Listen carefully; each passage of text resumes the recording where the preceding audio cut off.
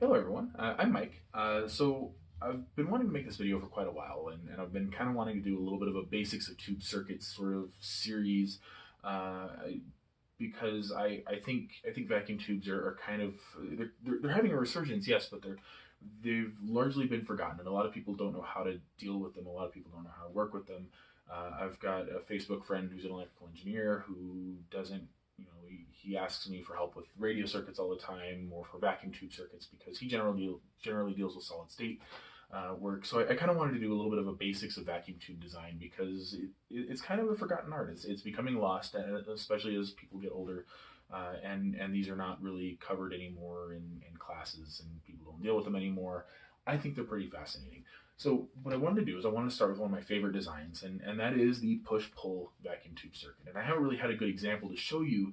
Even before my hiatus, I had, unfortunately, a lot of single-ended designs or all-American fives, which are single-ended.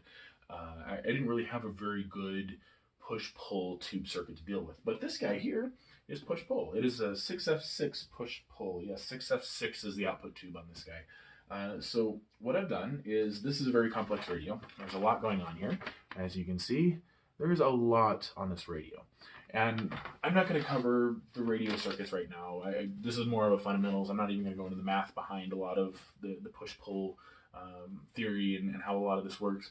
I just want to be at a very low level on this and just kind of give you here's a jumping off point on a vacuum tube circuit. So what I've done is I've taken this very complex circuit that's here and I've simplified it. So what I have here, I can call this Mike CAD or Toddler CAD because it looks like a toddler's chicken scratch, but here.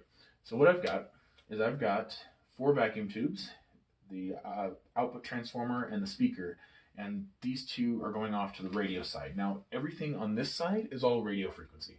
Everything from here forward is all audio frequency. So all the radio stuff has already happened by this point. So all I'm doing is covering and let me get a pointer real quick. All I'm doing is covering the audio frequency coming into the phase inverter, which is actually not a phase inverter, and I'll cover that in a second. And then the audio frequency coming into the first audio frequency amplifier, and then off to the 6F6s. Now, the 6F6 is actually a pentode. I drew these as triodes just to be as simple as possible. If you want to know more about the differences between different vacuum tubes, triodes, tetrodes, pentodes, heptodes, on and on and on, let me know in the comments and I'll make a video about that as well. But for right now, these are triodes. Let's leave this as simple as possible. These are triodes for now. So we have our interstage coupling caps, and I actually forgot an interstage here, but that's fine. I won't correct that.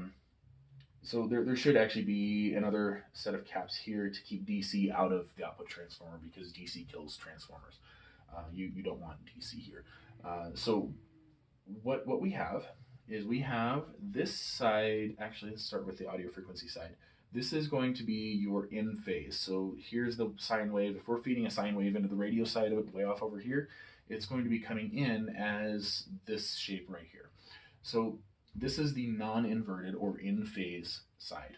So it's going to feed into the grid, and it's going to come out of the plate, and it's now inverted. It's going to look inverse of that, where it goes into the next plate, or next grid rather, on the output tube, and it's going to come out as back in phase. Every time you feed into a grid, it inverts the phase. So if you feed into the grid here, it inverts the phase from here to what this looks like here, where it goes negative when this is going positive. And then when you feed into the grid here, this is going to be back to looking like this. So as a quick little aside.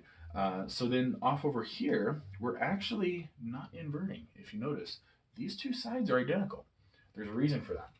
This circuit here is actually taking these two audio signals from different places. One side is inverted, the other side isn't. So what you're having is this side is pulling from the second detector and AVC muting tube. They're all the same tube. So that one is going to be your in phase tube. But this one here is actually pulling just upstream of that AVC tube. So that's going to be your inverted phase. So this one's not actually a phase inverter. It's a little bit of a misnomer. It's marked as a phase inverter on the circuit, but it's not. It's already inverted coming into this tube. So, but this is what we want. We want this inverted phase here because when we get to here, what you want is you want these two tubes to be doing opposite things.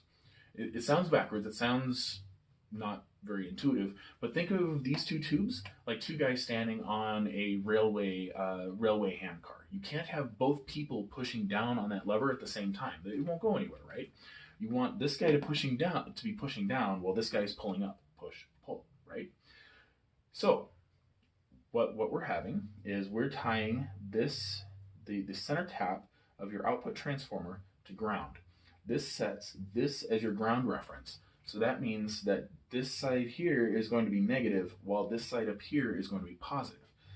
And so this one here is going to be positive while this one here is negative coming in here. So they're both working and they're both pushing voltage into the center tap and off to ground. It is effectively what's happening. So yes, it's called a phase inverter, but it's actually not in the circuit. What a phase inverter is normally going to look like, and there's as many diagrams as you want. There's a number of different ways to do this. Obviously, there's always more than one way to skin a cat. But the way this is normally done is if you're actually inverting the phase, is you're going to tie the two cathodes together. So that way, when you're conducting voltage by feeding a signal into this tube here, you're going to cause a voltage sag on the supply of the vacuum tube, the cathode up here. So you're going to cause that voltage sag that's going to result in a voltage sag on this tube down here on your inverter. So that's generally how an inverter works. You're basically tying the two cathodes together to create a voltage sag, to use the voltage sag on this side to drive this side in an inverted manner. It makes a lot more sense if you actually see the circuit, and I can draw it in a later video if I have a better example of it. But yeah, that's why we have push-pull tube circuits working on inverted phase. And you see that phase inverter marked on your schematic. That's why. So I think it's pretty fascinating. I think it's a really cool design. You're basically doubling your wattage output. So the 6F6 is a 6-watt output.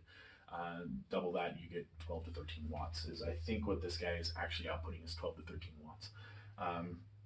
So you're effectively doubling your output, your output wattage. So you can have a louder speaker or a bigger speaker, or drive a louder or larger room with your radio, or simply have a better tone, because you also get, with the inverted phase, we do this in a lot of things. We actually do this all over the place. If you look at XLR signals or balanced audio signals, that's what they're doing. They're taking a positive and an inverted, or a in phase and 180 degree out of phase signal, and differentiating them.